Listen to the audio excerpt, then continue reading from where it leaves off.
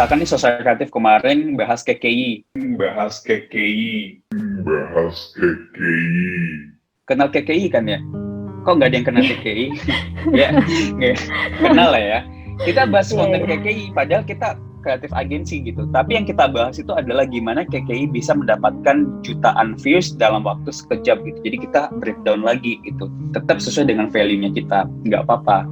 Yang salah itu hashtag kita tentang KKI, tapi konten kita lebih fashion. Jadi itu yang bakalan nggak nyambung. Itu sih Mbak. Oke, thank you Mbak Tasya. Oke, ada lagi? Aku mau nanya, Was. Oke, silakan Mbak Din. Kalau misalnya tadi kan bilangnya yang paling penting itu kan 30 menit setelah posting. Nah, kalau misalnya postingan itu udah berhari-hari terus di-up lagi, itu tuh kira-kira berpengaruh nggak ya? Misalnya postingan 3 hari yang lalu terus baru di post di Instagram Story. Kan kadang kan ada kan orang-orang yang saya juga kadang kalau misalnya lupa buat di hari yang sama kan biasanya nge-up juga di Insta Story. Tapi kalau misalnya lupa terus baru nge-upnya besoknya. Nah, apa kayak gitu berpengaruh juga sama engagement-nya? Berpengaruh banget. Makanya tiap kali misalkan aku aja nih misalkan posting terus aku nggak update di stories, terus update storiesnya besok, itu udah beda banget. Karena 1 jam pertama itu yang menentukan postingan kita jangkauannya bakalan diperluas atau enggak. Jadi kalaupun misalkan kita naikin di stories, terus followers kita mulai like, followers kita udah mulai komen, tapi itu ya tetap masuk engagement biasa gitu, nggak bakalan masuk naik di feed lagi gitu. Karena yang akan selalu dinaikkan di feed itu yang memang responnya bagus di 1 jam pertama itu. Pada saat 1 jam pertama itu bagus dan responnya selalu bagus, itu selalu dinaikin terus gitu.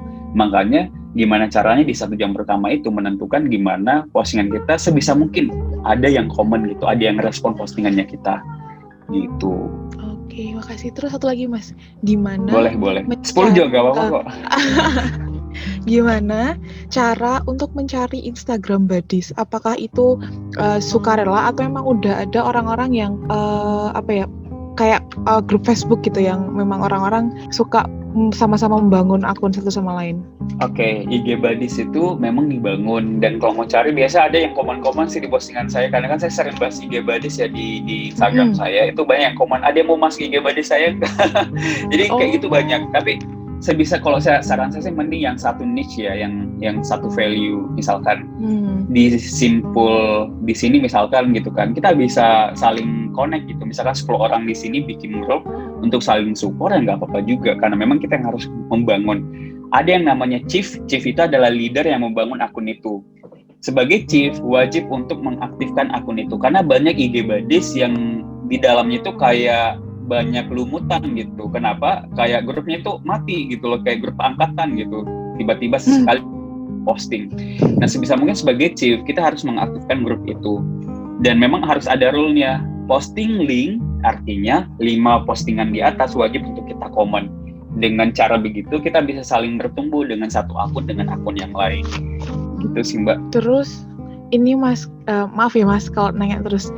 Kalau misalnya kalau misalnya megang akun milik instansi, itu kan nggak mungkin kalau misalnya akun all shop itu kan saya pribadi saya bisa komen-komen, ayo cek gitu-gitu, atau jangan lupa buat cek Instagram kita. Tapi kalau misalnya megang akun instansi itu kan kayak jarang banget. Kalau misalnya saya megang akun instansi X terus saya komen di akun-akun besar gitu kan, kayak saya jarang lihat itu loh. Nah terus kalau untuk akun instansi itu menaikkan engagement-nya gimana? Apakah dengan staff instansinya yang komen atau akunnya itu juga harus ikut komen? Oke, thank you. Bulan lalu aku sempat ngisi di BUMN yang semuanya itu sosial media adminnya BNI, Pegadaian Syari, ya pokoknya semua BUMN gitu.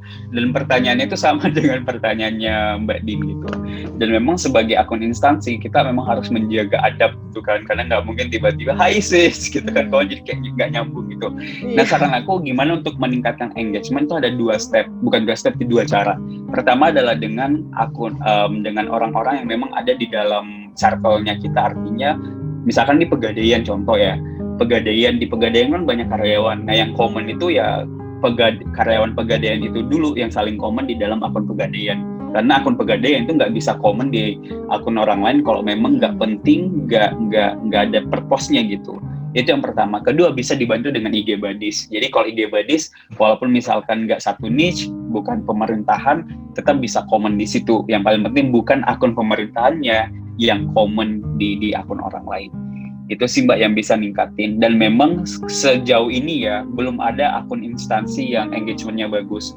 Semuanya parah. Followersnya juta, yang likes cuma 1.000, bahkan ada yang likes cuma 600. Dan memang itu wajar, karena kan akun pemerintahan kan memang bukan dibuat untuk untuk menjadi selebgram gitu kan. Memang dia dibuat untuk sebagai akun publik, untuk masyarakat tahu, oh ada tuh akun seperti ini. Gitu sih. Jadi wajar-wajar aja kok kalau engagementnya itu masih di angka 5%. Selanjutnya kita akan ngebahas soal TikTok. Di sini ada yang main TikTok nggak? Ada yang main TikTok? Nggak usah malu-malu deh ya. Jujur aja. So, bagaimana cara kerja di TikTok? TikTok itu secara pribadi bukan hanya social media ya. TikTok itu adalah video distribution channel. Artinya bukan hanya sebagai social media, tapi tempat kita distribusi video. Walaupun followers kita 0, tetap aja akan ada yang lihat, entah itu 10, 15, 100. Yang paling penting video kita bagus, itu bisa dijangkau oleh banyak orang. Beda cerita kalau kita ngomongin soal Instagram. Di Instagram pribadi, ya kalau misalkan kita posting, ya yang lihat konten kita ya itu terus gitu, orangnya itu yang seperti itu, yang memang udah follow kita. Nah, gimana caranya biar konten kita itu bisa dilihat oleh banyak orang? Ya mulai pakai hashtag, mulai untuk meningkat engagement. Sedangkan di TikTok kita bisa dapat privilege dengan cara ya bikin video, posting, terus udah bisa langsung banyak orang yang bisa langsung lihat gitu, dan itu bakalan sangat-sangat membantu kita pribadi.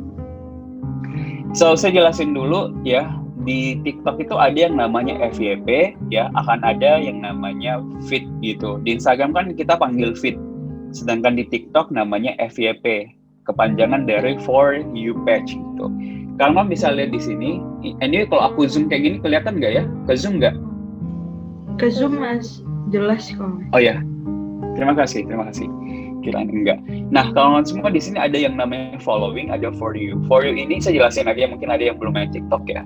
For You di sini adalah sebagai tempat di mana video itu disimpan sama TikToknya. Artinya ya banyak banget video di sini, mau kita follow atau enggak. Sedangkan di bagian following, ya di bagian following itu ya gitu-gitu aja. Artinya orang yang kita follow bakalan muncul. Jadi kayak kita punya dua pilihan gitu, mau diklik yang For You atau mau diklik yang following. Nah, FYP ini adalah gabungan dari feed dan juga explore di Instagram. Artinya ya pada saat kita buka, ada video-video yang memang orang kita nggak follow, ada juga yang video-video yang orang kita follow. Intinya semakin banyak kita interaksi dengan akun tersebut bakalan selalu muncul walaupun kita nggak follow akunnya mereka. Itu salah satu hal yang spesial menurut aku dari TikToknya. Nah, untuk yang sebelah kiri ini, ya, ini adalah bagian discover. Ini discover. Kalau bisa lihat, kalau klik discover, di sini akan banyak campaign-campaign yang muncul, seperti TikTok Scary Night, goyang kelapa misalkan. Di sini banyak sekali highlight yang kawan-kawan bisa manfaatkan. Artinya, pada saat hashtag di Instagram itu kan hashtag untuk mendatangkan traffic. Hashtag di TikTok juga mendatangkan traffic, tapi sifatnya campaign. Artinya, yang buat hashtag itu pihak TikToknya. Jadi kayak misalkan TikTok Scary Night karena Halloween misalkan, ya itu yang lagi trending di TikTok, dan itu yang bakalan ngebantu kita untuk menaikkan postingan-postingannya kita. Sebisa mungkin kita di Instagram, di TikTok pribadi, ya kita mulai untuk ngebangun akunnya kita, ya mulai untuk memanfaatkan hashtag-hashtag yang memang bermanfaat dan memang yang lagi trending di hashtag di campaign-nya TikTok. Nah, selanjutnya yang sebelah kanan ini adalah notifikasi di TikTok, namanya inbox. Di inbox itu udah termasuk yang likes berapa, yang follows ada berapa, yang DM kita ada berapa. Itu bakalan ngebantu kita untuk melihat gitu, ini ada yang berapa yang like nih, ini ada berapa yang follow nih dari akunnya kita. Rule number 1 yaitu soal user interaction. Nah, user interaction itu maksudnya gimana? User interaction artinya di TikTok itu konten-konten yang akan muncul di FYP kita adalah konten-konten yang sering kita membangun interaksi di akunnya mereka. Artinya apa? Artinya semakin banyak konten yang kita interact gitu kan, ya semakin banyak konten-konten seperti itu akan muncul. Misalkan kita kontennya fashion, ya sebisa mungkin kita respon konten-konten yang fashion. Kalaupun belum bisa komen, setidaknya kita mulai untuk like postingannya, atau misalkan mulai untuk di profile visit, karena profile visit mengunjungi profile dari akun TikTok itu juga termasuk dalam satu angka bahwa kita itu menjalin interaksi dengan akun tersebut. Itu bakal ngebantu banget gitu. Jadi semakin banyak ya konten-konten yang muncul di FYP kamu adalah konten yang sering kamu like dan juga kamu komentar. So it's all about engagement. So rule number 2, hashtag dan juga musik. Nah, hashtag kan selalu ada nih yang dibuat sama pihak TikToknya. Nah, sebisa mungkin kita ikutin gitu. Misalkan yang trending kemarin itu yang semongko, mungkin kawan-kawan tahu gitu kan. Nah, di TikTok, walaupun misalkan banyak yang pakai musik itu, ya kita tetap punya intention kayak merasa bahwa ini kalau si A bikin gimana ya prosesnya gitu. Ini kalau sosial kreatif yang bikin konten ini bakalan seasik apa ya. Jadi kayak nggak ada salahnya atau nggak membuat hal itu jenuh gitu, walaupun musiknya itu terus. Intinya kalau lagi ada yang trending, kawan-kawan maksimalkan, kawan-kawan coba untuk pakai hashtag tersebut untuk bisa menjangkau lebih banyak orang dan musik-musik yang memang lagi trending ya. Rule number 3, soal durasi video. Nah, durasi video ini juga sangat crucial karena pada saat konten kita videonya terlalu panjang dan nggak selesai dinonton oleh orang lain, yaitu bakalan selalu stuck di situ-situ aja. Tugas kita di awal sebagai content creator, video kita habis dinonton. Karena video kita pada saat orang lain habis nonton, itu akan selalu dinaikkan terus gitu. Jadi di FYP ya, kalau di Instagram kan explore. Semakin sering video kita dinonton sampai habis oleh orang lain di FYP, video kita bakal selalu ditampilin, video kita selalu akan dimunculin di TikTok, di FYP, pada saat kita memang benar-benar udah bikin video yang memang durasinya singkat gitu. Dan salah satu hal yang aku suka di TikTok adalah walaupun video yang aku bikin 3 bulan yang lalu, misalkan Mbak Alun nih buat TikTok, terus mulai untuk masuk di TikTokku, lihat videoku 3 bulan yang lalu, dan video itu dinonton sampai habis, videoku itu bakalan muncul lagi di FYP. Artinya apa? Ya TikTok bakalan selalu menaikkan konten yang habis dinonton. Apalagi kalau kita nontonnya berulang-ulang gitu, itu bakalan sangat membantu banget gitu. Nah, durasi video yang kurang dari 30 detik memiliki performa yang lebih baik dibandingkan video yang durasinya panjang gitu. Jadi sebisa mungkin kalau bisa memilih ya kita memilih video-video yang memang ya apalagi di awal ya behind the scene 27 detik, 20 detik, setidaknya di atas 15 detik ya buat kita semua bisa ngebangun, bisa buat konten yang memang bisa dinonton sampai habis oleh orang lain gitu. Rule number 4, ini penting banget, mencuri perhatian di 3 detik pertama. Nah, di 3 detik pertama, itu kita wajib untuk menampilkan judul apa yang ingin kita bahas di dalam postingannya kita. Misalkan nih, kita bisnis fashion, terus kita pengen nunjukin bahwa gini loh behind the scene dari online shopnya saya. Nah, kalau kalian bisa mulai untuk ngasih judul gitu, misalkan behind the scene business fashion yang wajib kamu tahu. Jadi di 2-3 detik pertama orang lain tuh langsung pengen ngikutin gitu bahwa ini mau ngebahas apa ya? Oh, ini bakalan ngebahas tentang hal-hal yang seperti apa ya? Itu bakalan bisa mencuri perhatian dan bisa mendapatkan hal-hal yang sifatnya rasa penasaran karena ada topik, ada judul di awal, dan itu salah satu hal yang bisa ngebantu. Selain judul, sebisa mungkin visualnya bagus, artinya ya pengambilan gambar, pengambilan videonya itu benar-benar yang menarik perhatian, yang warnanya jreng misalkan. Karena di TikTok itu nggak perlu estetik, artinya nggak perlu seribet IG. Kan IG kalau di feed itu sebisa mungkin yang bagus, yang estetik, yang keren. Kalau di TikTok nggak perlu gitu. Yang paling penting kita bisa mencuri perhatian orang lain aja di 3 detik pertama, itu bakal yang membuat mereka selalu mau melihat postingan-postingannya kita. Rule number 5 yaitu in-app editing. In-app editing itu artinya kan kita bisa milih ya, mau edit di aplikasi luar, misalkan edit di VN editor, edit di aplikasi-aplikasi video editor yang lain, atau misalkan edit di TikToknya sendiri.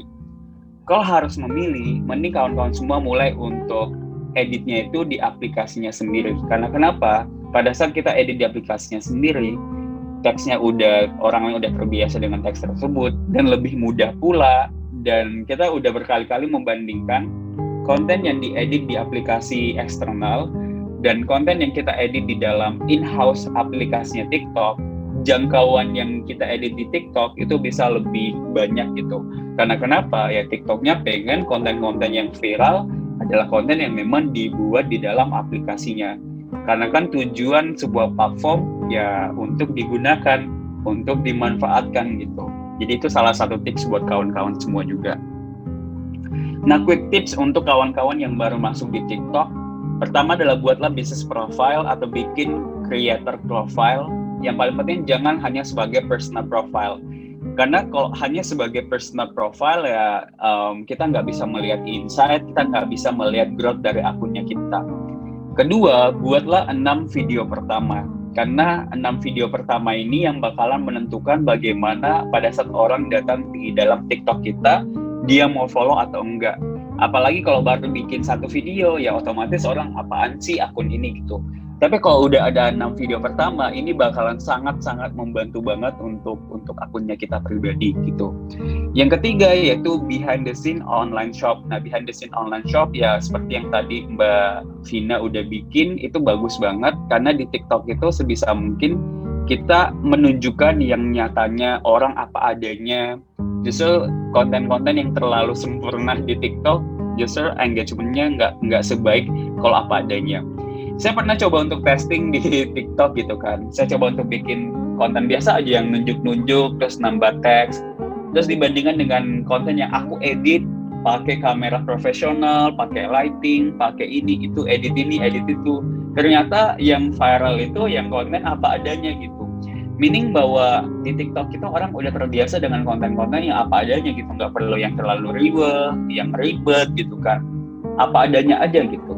Nah, tips yang keempat yaitu recreate. Recreate maksudnya gimana? Recreate adalah sebisa mungkin pada saat udah ada nih konten-konten yang viral. Karena kan di TikTok itu salah satu hal yang membuat aku suka, karena kita bisa buat sebuah konten dengan konsep yang sama yang udah dilakukan oleh orang lain, dan itu nggak masalah sama sekali. Misalkan ada yang udah bikin tentang Harry Potter misalkan, kita bisa buat konten tentang Harry Potter juga, versi online shopnya kita, versi personal brandingnya kita gitu. Jadi nggak perlu lagi capek-capek bikin konten gitu kan, brainstorming ide-ide yang kadang kita bingung gitu, ini yuk gimana nih cara untuk pembuatan kontennya gitu. Nah, kita bisa membuat konten yang sifatnya untuk recreate di dalam kontennya kita.